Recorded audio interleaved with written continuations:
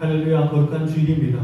온마음다해 하나님을 바라보고 예배하는 복된 시간 되길 원합니다. 다 같이 기도하시겠습니다. 존귀하신 하나님, 우리에게 복을 주시려고 주일을 구별해 주시고 세상의 온갖 걱정과 근심과 무거운 짐을 내려놓고 성전에 올라와 예배드리게 하심에 감사를 드립니다. 오늘도 주님 안에서 참된 평안과 안식과 기쁨을 누리는 거룩한 주일이 되게 하옵소서. 예배하는 이 시간 성령님의 인도하심을 따라 오직 삼위일체 하나님께만 집중하길 원합니다. 영과 진리로 드리는 우리의 예배를 기쁘게 받아주시옵소서. 예배의 주관자 되시는 우리 구주 예수님의 이름으로 기도드립니다. 아멘.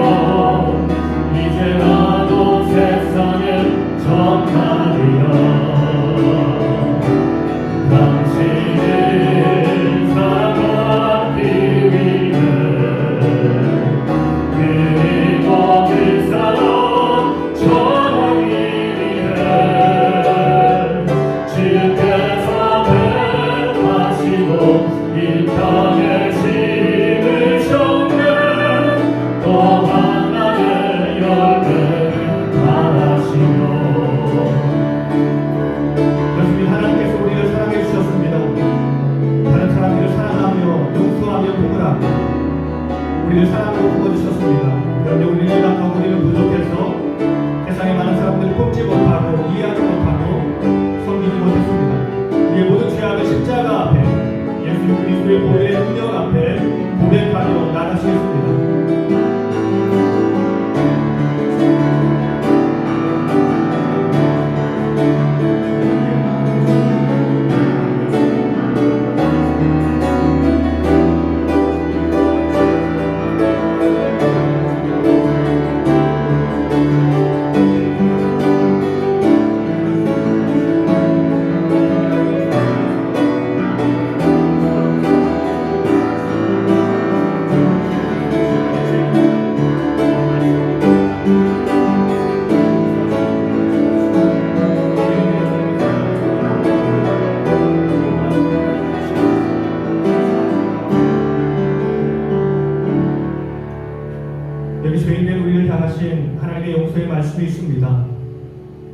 그가 우리를 흑암의 권세에서 건져내사 그의 사랑의 아들의 나라로 옮기셨으니 그 아들 안에서 우리가 속량 곧 죄사함을 얻었도다.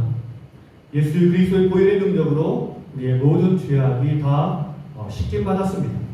기쁘게 힘차게 찬양하며 나가시겠습니다.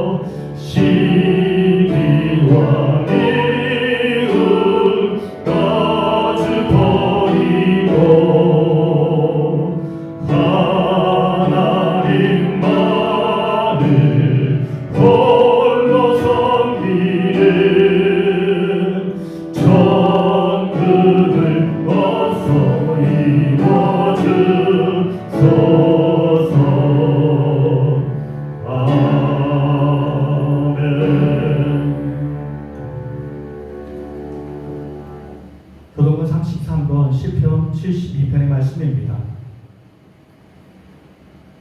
하나님이여 주의 판단력을 왕에게 주시고 주의 공의를 왕의 아들에게 주소서.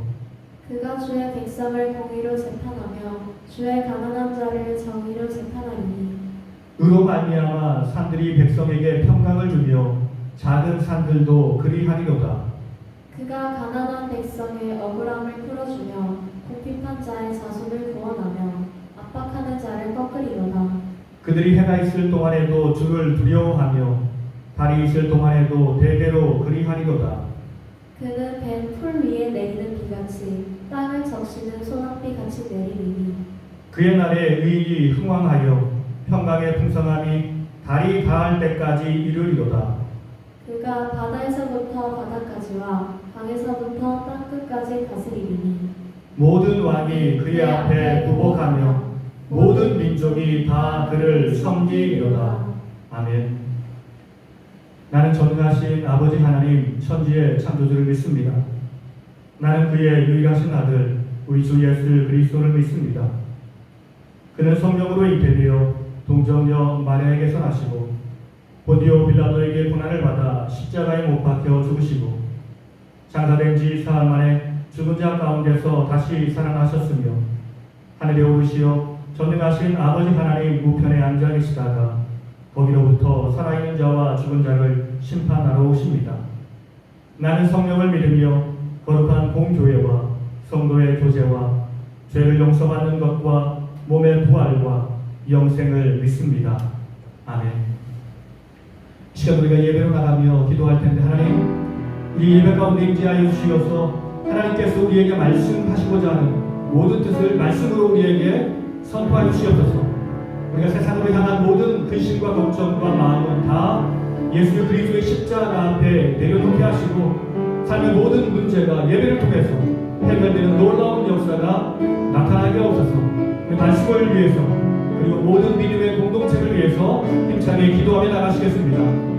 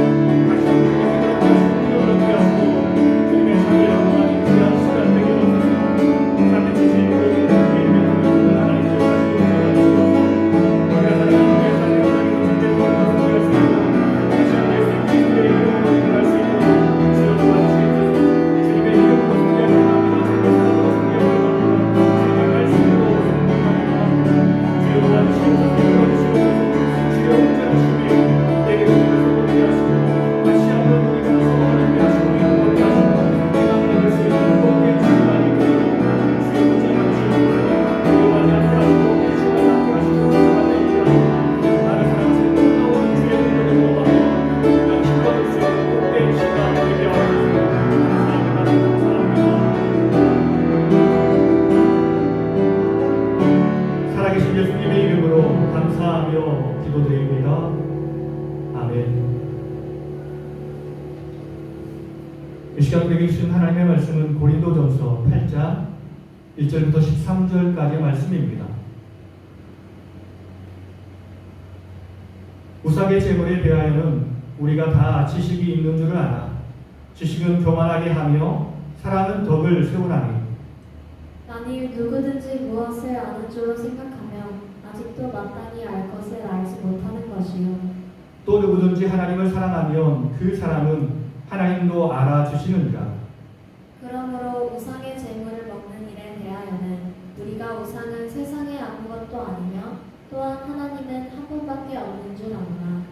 비록 하늘에나 땅에나 신이라 불리는 자가 있어 많은 신과 많은 주가 있으나 그러나 우리에게는 한 하나님 곧 아버지가 계시니 만물이 그에게서 났고 우리도 그를 위하여 있고 또한 한 주 예수 그리스도께서 계시니 만물이 그로 말미암고 우리도 그로 말미암아 있느니라.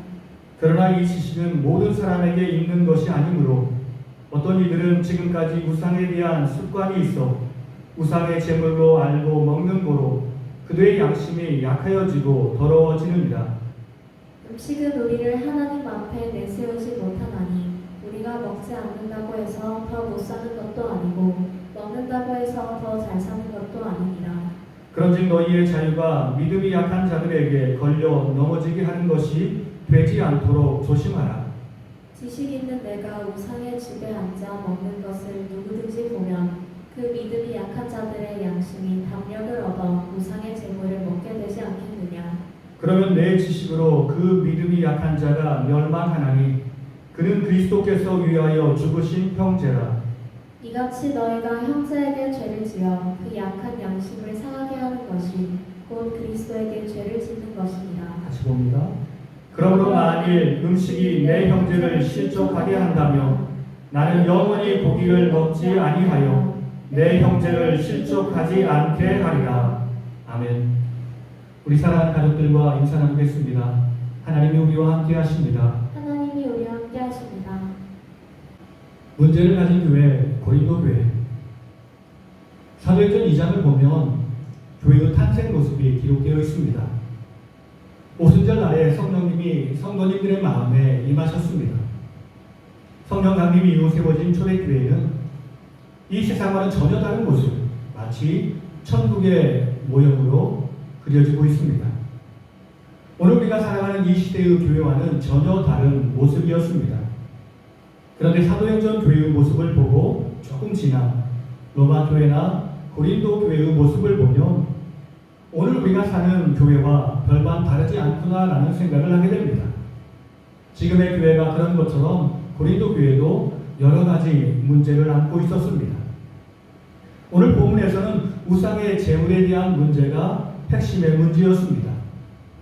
고린도 교회는 주후 49년에서 52년 사이 바울의 2차 전도여행 시기에 개척된 교회였습니다. 그런데 그 전에 모든 교회의 지도자들이 모여 회의를 했습니다.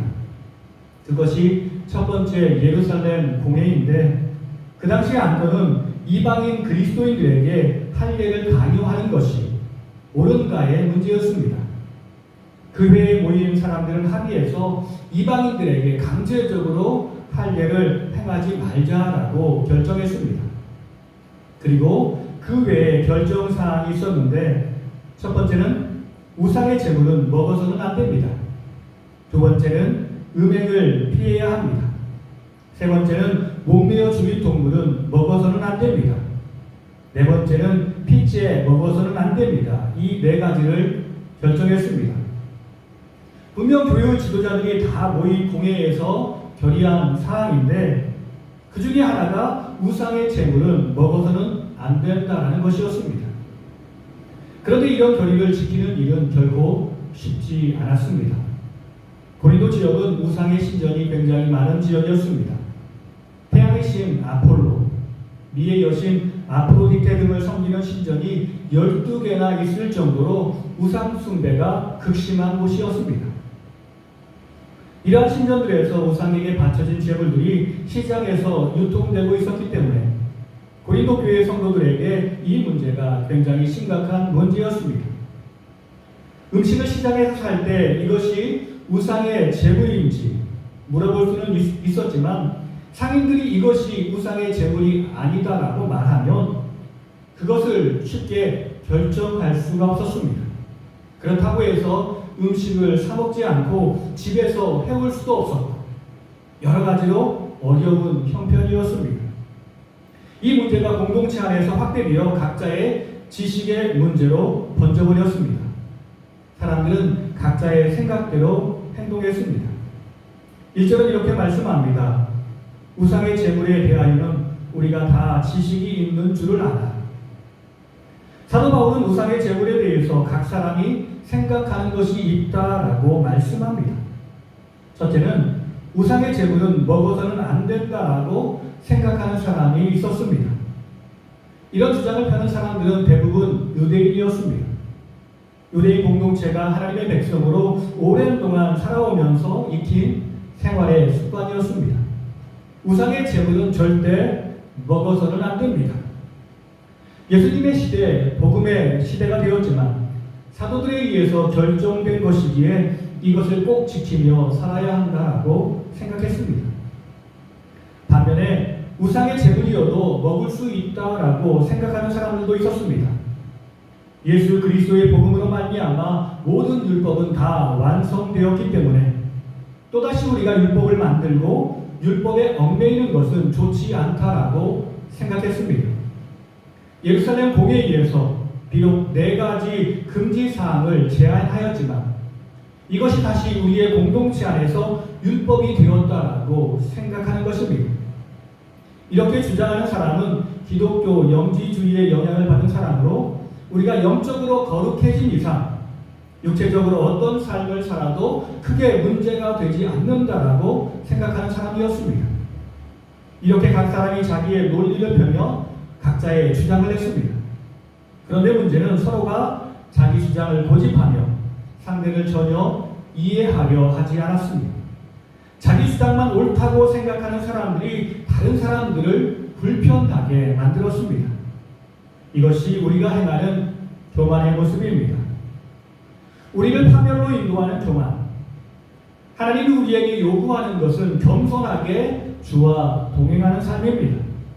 우리가 겸손하게 주와 동행하며 우리의 이웃과 동행하면 우리의 공동체는 행복한 공동체가 될 것입니다. 그러나 인간은 이 길을 포기하고 자기를 높이는 교만의 길을 걸어가게 합니다. 사람이 교만해지는 이유는 무엇일까요? 보통은 사람이 다른 사람들보다 많은 것을 가졌고 강하다라고 생각할 때 사람은 교만해집니다.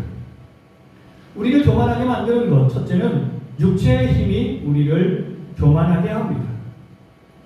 사람이 살아가는데 꼭 필요한 것은 힘입니다. 힘이 없는 사람을 우리는 장애인이라고 부릅니다. 다리에 힘이 없는 사람, 팔에 힘이 없는 사람, 눈에 힘이 없는 사람 등등 힘이 없으면 그 기관을 사용할 수 없습니다. 건강한 우리는 그런 약한 사람들을 돕고 협력하며 살아야 합니다. 그런데 사람은 자기가 가진 강한 힘으로 약한 자를 괴롭히며 사는 것을 좋아합니다. 약육강식이라고 말하며 강한 자가 약한 자를 삼키는 것을 자연스럽게 생각합니다. 이것이 바로 사람이 가진 교만입니다. 자기의 힘을 감추지 않고 드러내는 것을 진정한 강자로 생각하는 것입니다. 요즘 약한 사람들에게 폭력을 행사하는 사람들이 많이 있습니다. 어린 10대 아이들이 친구들을 괴롭히고 못 살게 합니다. 어른들을 대할 때도 힘으로 이길 수 있다는 생각을 가지고 어른들을 무례하게 대하기도 합니다. 남자가 힘없는 여자에게 폭력을 쓰기도 합니다. 이런 사람들은 다 교만한 사람입니다. 자기가 가진 육체의 힘이 사람을 교만하게 만들었습니다. 두 번째는 내가 가진 재물이 나를 교만하게 합니다. 이것은 육체의 힘을 가진 것과 마찬가지의 체계로 작용합니다. 부한 자가 가난한 자를 섬기기 위해서 자연스럽게 돈이 흘러가야 하는데 어떤 사람은 자기가 가진 돈으로 약한 사람을 괴롭히기도 합니다. 예전에는 강한 사람이 힘으로 약한 사람을 노예로 삼았습니다. 그런데 이제는 부자가 가난한 사람을 노예로 삼는 경우가 있습니다. 경제적으로 이렇게 강제적으로 노예를 만들 수는 없지만 돈의 능력을 의존하는 사람의 마음을 교묘하게 이용해서 다른 사람이 나에게 복종하도록 만드는 것입니다.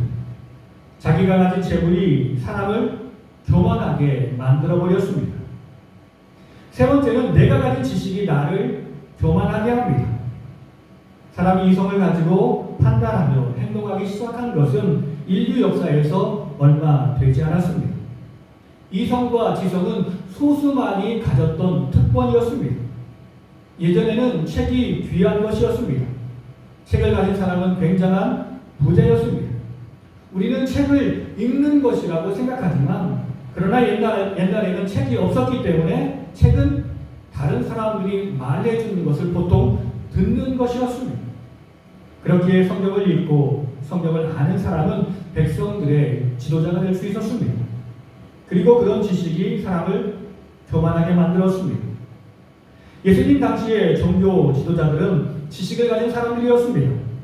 일반 백성들은 지식이 없는 무식한 사람들이었기 때문에 그들이 지도자가 될 수밖에 없었습니다.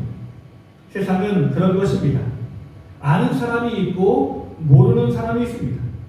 문제는 아는 사람이 모르는 사람들에게 지식을 잘 전달해서 그들이 잘 알도록 도와줘야 하는데 우리는 흔히 말하기를 그것도 몰라?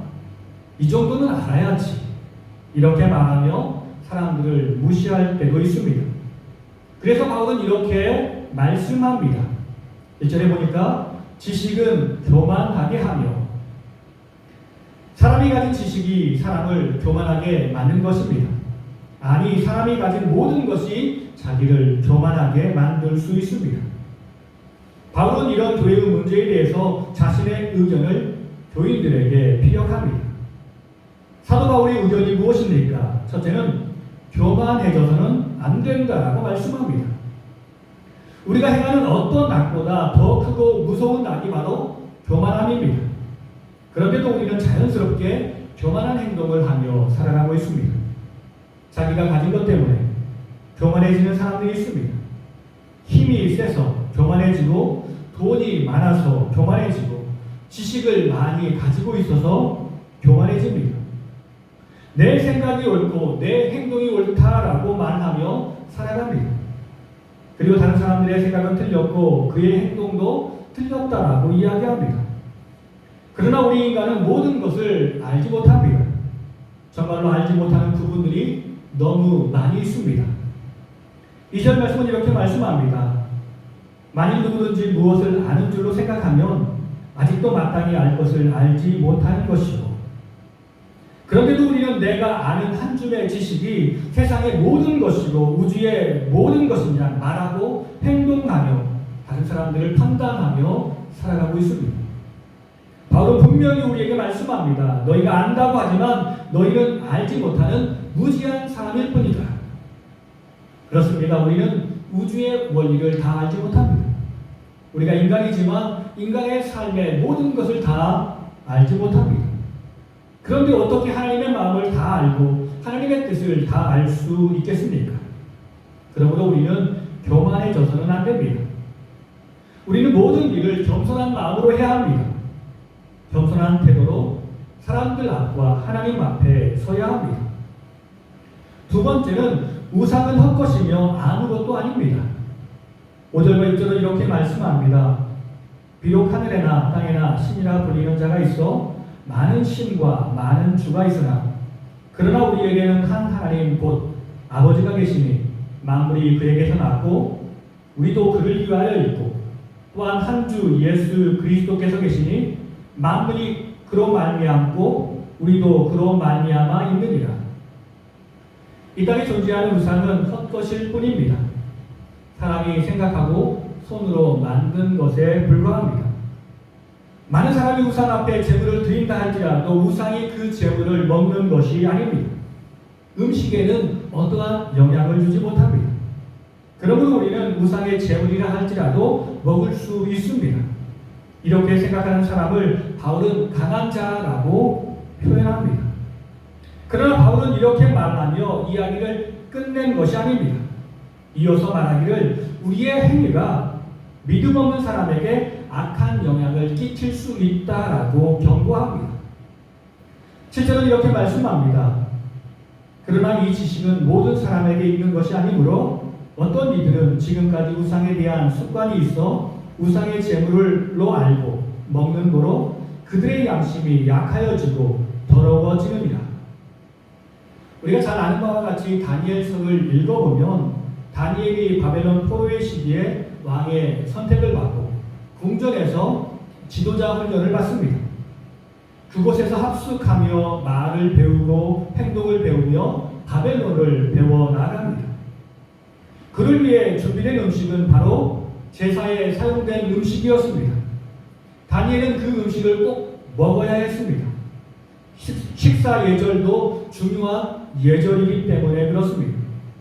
그러나 다니엘은 그렇게 행하지 않았습니다. 다니엘 1장 8절은 이렇게 말씀합니다.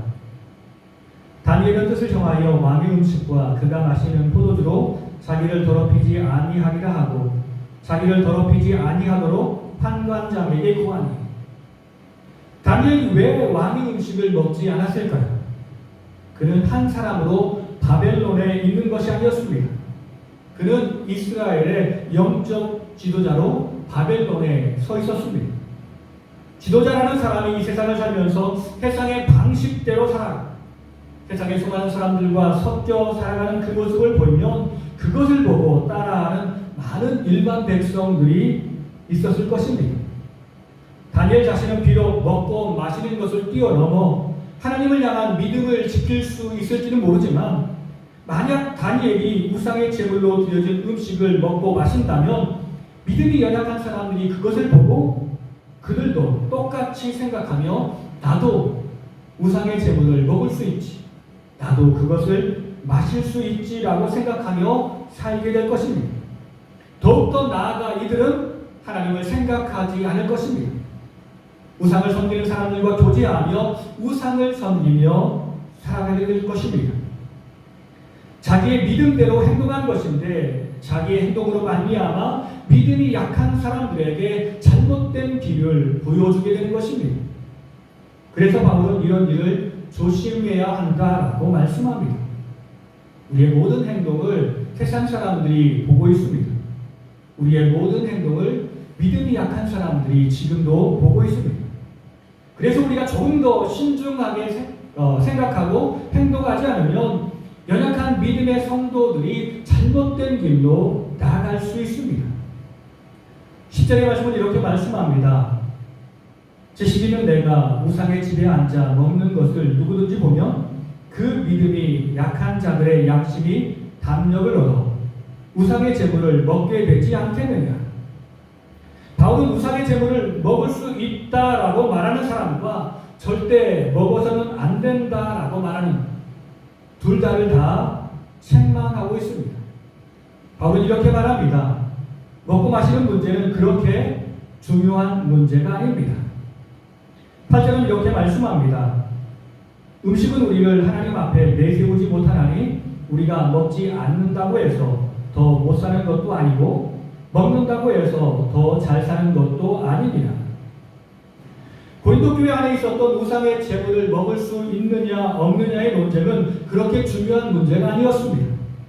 음식을 먹고 마시는 문제가 믿음이 좋고 나쁜 것을 판단할 수 있는 문제가 아니었습니다. 어떤 것을 선택한다 할지라도 그것은 인간의 자유입니다.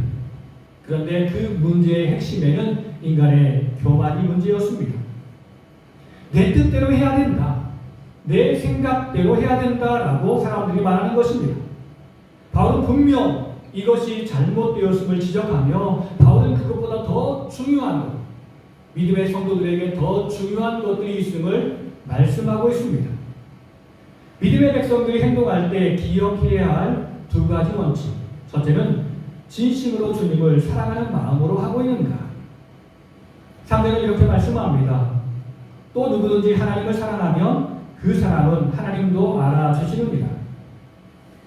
하나님의 백성들에게 무엇보다 중요한 행동 기준은 주님을 사랑하는가의 문제입니다.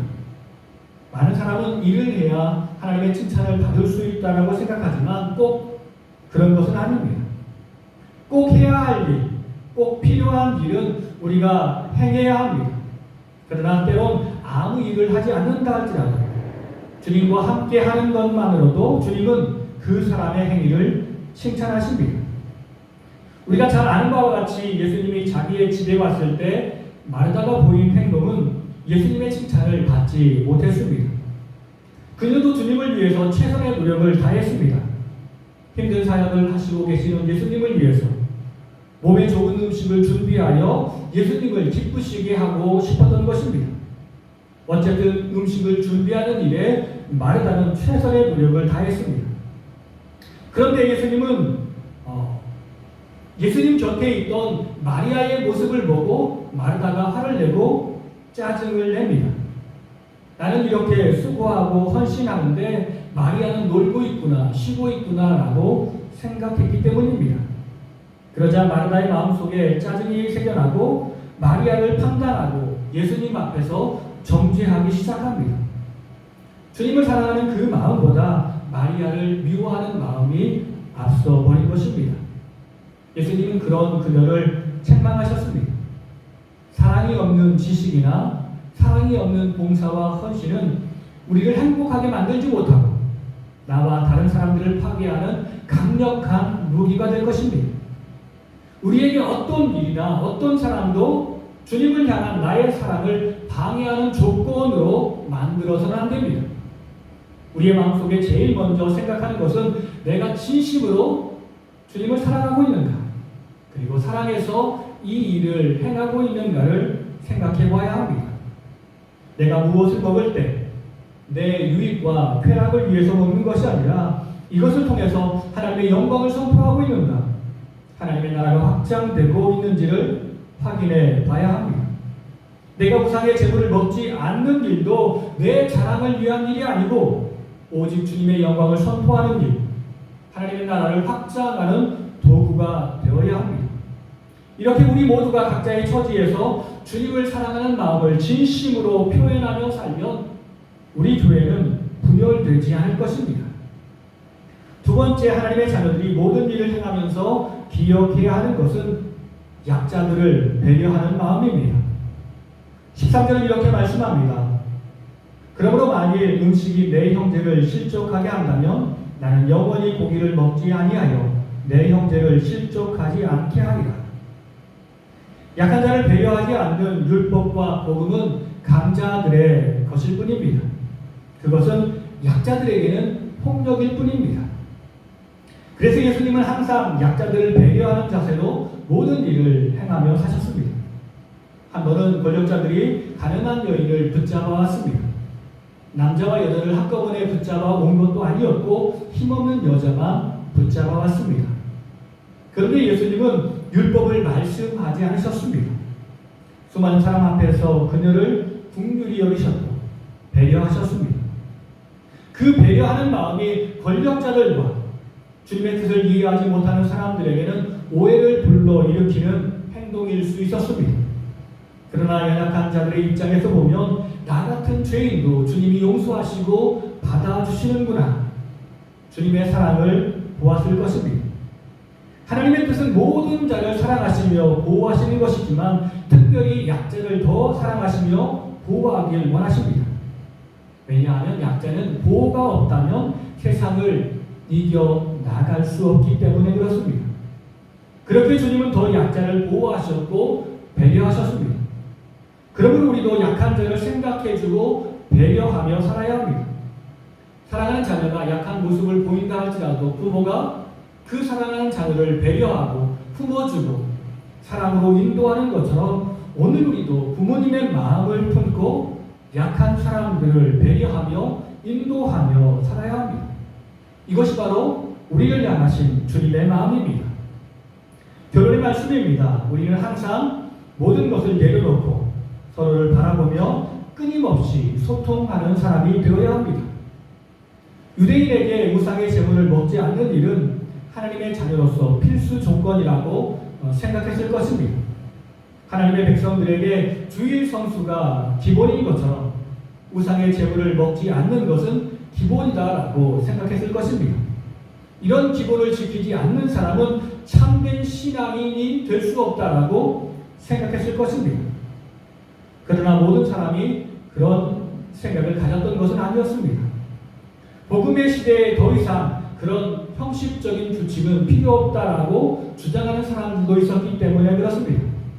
지금도 율법을 만들고 그것을 따르는 사람은 복음을 헛된 것으로 만드는 사람이라고 생각하는 사람들도 있었을 것입니다. 오늘 우리가 살아가는 사회는 다양한 의견이 존재하는 사회입니다. 코로나 시대이기 때문에 많은 사람들이 어렵고 혼란스러운 생각을 가지고 있습니다. 코로나 시대임에도 불구하고 교회에 나와 예배를 드려야 한다라고 생각하는 사람들이 있습니다. 반면에 전염병이 창궐하기 때문에 예배는 온라인으로 드리고 집에서 얼마든지 하나님을 사랑하는 고백을 드릴 수 있다라고 생각하는 사람이 있을 수 있습니다. 누구의 말이 맞고 누구의 말이 틀린 것은 아닙니다. 그러나 이러한 사소한 다툼이 연약한 우리의 행동 때문에 사랑하는 형제가 상처를 받고 주변에 있는 많은 사람들이 상처를 받을 수도 있다는 것입니다. 12절은 이렇게 말씀합니다. 그러면 내 지식으로 그 믿음이 약한 자가 멸망하나니 그는 그리스도께서 위하여 죽으신 형제라. 이처럼 사소한 문제로 다투고 싸우는 것, 그래서 결국 약한 자를 죽게 하는 것은 가장 나쁜 행동입니다. 교인들의 신중하지 못한 태도로 인해 초신자들이 상처를 받고 연약한 자들이 상처를 받고 세상으로 나아갈 수도 있습니다. 이것은 영적인 살인 행위입니다. 주님이 한 영혼을 살리기 위해서 자신의 몸을 버리셨는데 우리는 사소한 문제 때문에 사람을 죽게 만들고 있습니다. 이런 악한 일을 행하는 우리는 반드시 주님의 심판을 받게 될 것입니다. 우리가 지켜야 할 것은 진리이신 예수님밖에 없습니다. 예수님을 사랑하는 마음 그리고 그분을 향한 헌신과 충성은 우리가 포기할 수 없는 영원한 가치이며 전제입니다. 지금 우리에게 필요한 것은 소통입니다.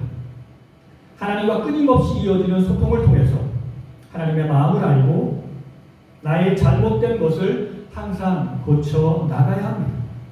믿음의 동역자들과 끊임없이 소통하며 다른 사람들을 이해하고 나의 지적인 영적인 성장을 이루어서 함께하는 모든 사람들이 행복한 공동체로 만들어 나가야 합니다. 예수 그리스도를 알지 못하는 사람들에게 의무나 율법이 아닌 복음의 기쁨과 자유를 선포하며 어떻게 주님께 인도하는 것이 효과적이고 옳은 방법인지를 우리는 연구하고 또 연구하며 살아야 합니다.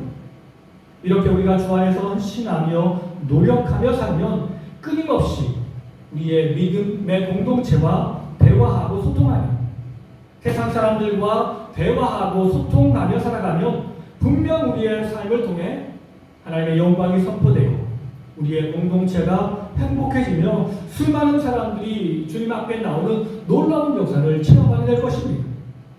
주님은 우리와 하나님과 관계에 있어서 우리가 만들어 놓은 모든 장애물, 거치는 돌을 하나씩 제거해 주셨습니다. 더 이상 우리가 그 나쁜 것을 장애물들을 만들어서는 안 됩니다. 더 나아가 우리가 모든 사람에게 하나님께 나아가는 길을 막는 거치는 돌이 되어서는 안 됩니다. 이것이 우리를 향하신 하나님의 마음이며 주님의 마음입니다. 이런 주님의 마음을 알고 아름다운 소통을 통해 하나님께 영광 돌리고 세상을 행복하게 하는 우리 모두가 되기를 예수님의 이름으로 간절히 축원합니다. 우리 다 같이 기도하시겠습니다. 사랑이 많으신 주님, 우리가 이 세상에서 많은 사람과 어울려 살도록 인도해 주시니 감사합니다. 다른 모양, 다른 생각을 가진 사람들이지만 모두 그 안에 하나님의 형상이 존재하는 우리의 형제이며 자매임을 기억하게 하시고 오직 주의 부르심 안에서 주의 사랑을 이루어가는 공동체가 되게 하옵소서. 주님의 의를 이루어가는 공동체가 되게 하옵소서. 나의 이기적인 마음과 고집으로 다른 사람에게 상처를 주지 않게 하시고 오직 주님의 마음과 사랑을 삶에서 실천하며 살아 다른 사람을 위로하고 치유하는 주의 백성이 되길 원합니다. 나에게 힘과 능력을 베풀어 주시옵소서. 살아계신 예수님의 이름으로 감사하며 기도드립니다. 아멘. 이 시간 찬양하시면서 준비한 예물 하나님께 올려드리겠습니다.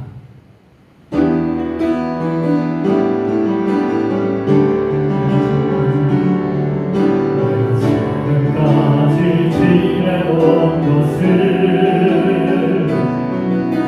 주의 은혜라 주의 은혜라 지금까지 지내온 것을 주의 은혜라 주의 은혜라 지금까지 지내온 것을 주의 은혜라 주의 은혜라 지금까지 지내온 것을 내가 하나님의 자녀 된 것을 내가 하나님의 자녀 된 것을 주의 은혜라 주의 은혜라 하나님의 자녀 된 것을 주의 은혜라 주의 은혜라 하나님의 자녀 된 것을 주의 은혜라 주의 은혜라 하나님의 자녀 된 것을 감사합니다. 하나님 죄인의 우리를 사랑하시고 붙들어 주시어서 주의 은혜로 우리의 모든 죄를 용서하시고 하나님의 거룩한 자녀로 삼아주시니 참으로 감사합니다. 우리에게 생명 주신 것도 감사한데 우리에게 건강의 축복 주시고 물질의 축복 주시고 많은 믿음의 동역자 보내주시어서 행복을 나누며 아름답게 생활할 수 있도록 이끌어 주신 것 참으로 감사합니다. 모든 것이 하나님의 놀라운 축복과 은혜임을 기억하며 감사하며 내 가진 모두를 하나님께 드립니다. 이 모든 것이 하나님의 기쁨이 되게 하시고 하나님의 영광이 되도록 주여 붙잡아 주시옵소서. 우리의 삶에 필요한 모든 것을 주님이 아시오니 항상 우리의 믿음의 동역자들을 지켜주시어서 더 이상 육체적인 연약함 때문에 괴로워하지 아니하도록 물질의 연약함 때문에 답답해하지 아니하도록 사랑하는 가족들의 문제 때문에 어려움 당하지 아니하도록 놀라운 주의 사랑과 축복을 베풀어 주시옵소서. 우리의 자녀들이 진정으로 믿음 안에서 하나님의 말씀대로 살아 주의 영광을 선포하도록 그들의 앞길을 지켜주시고 그들의 꿈을 붙잡아 주시옵소서. 모든 영광을 하나님께 올려드리오며 예수님의 이름으로 감사하며 기도드립니다. 아멘. 우리 사랑하는 가족들과 다시 한번 인사 나눌 때 끊임없이 소통하며 살겠습니다. 끊임없이 소통하며 살겠습니다. 그렇습니다. 항상 주님과 소통하며 우리 믿음의 동역자들과 함께 소통하며 살아야 할 줄 믿습니다. 이 마지막 찬양 힘차게 올려드리겠습니다.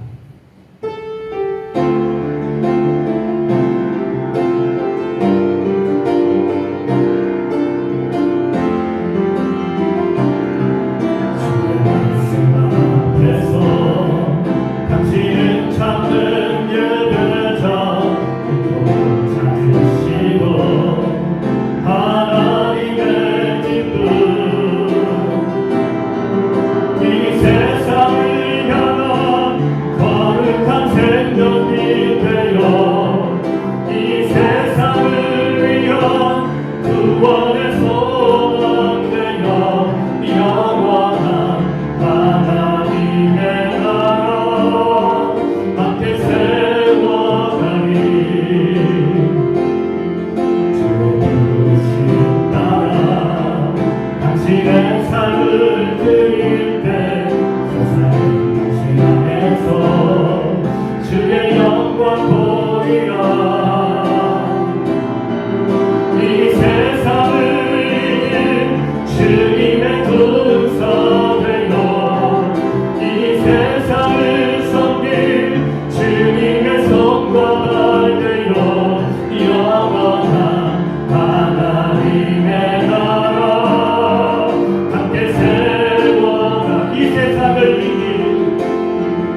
이 세상을 이길 주님의 군사 되어 이 세상을 섬길 주님의 손과 되어 영원한 하나님의 나라 함께 세워가리.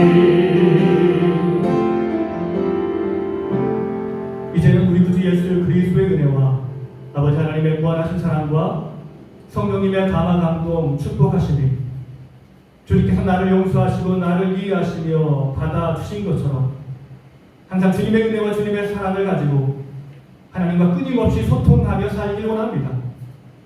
나와 함께하는 모든 사람들과 소통하며 주의 영광을 선포하며 살길 원합니다.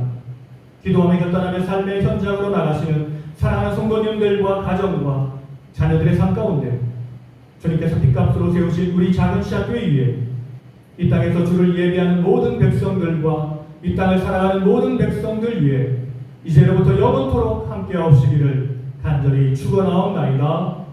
아멘.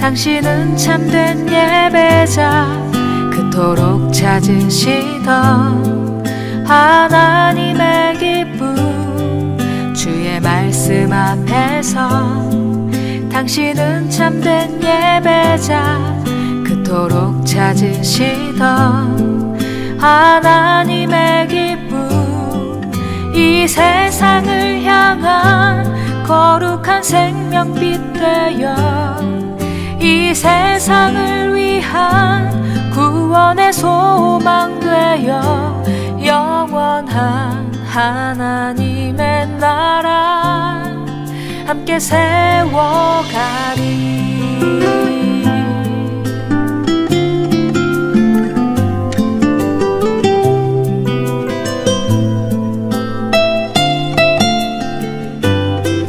주의 부르심 따라 당신의 삶을 드릴 때 세상은 당신 안에서 주의 영광 보리라. 주의 부르심 따라 당신의 삶을 드릴 때 세상은 당신 안에서 주의 영광 보리라. 이 세상을 이길 주님의 군사 되어 이 세상을 섬길 주님의 손과 발 되어 영원한 하나님의 나라 함께 세워가리.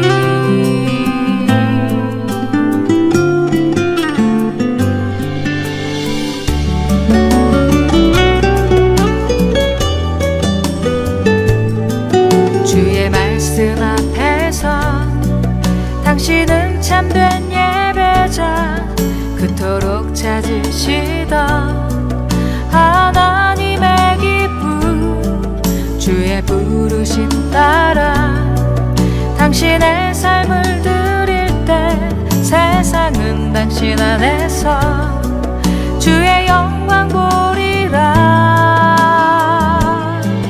이 세상을 향한 거룩한 생명빛 되어 이 세상을 위한 구원의 소망 되어 영원한 하나님의 나라 함께 세워가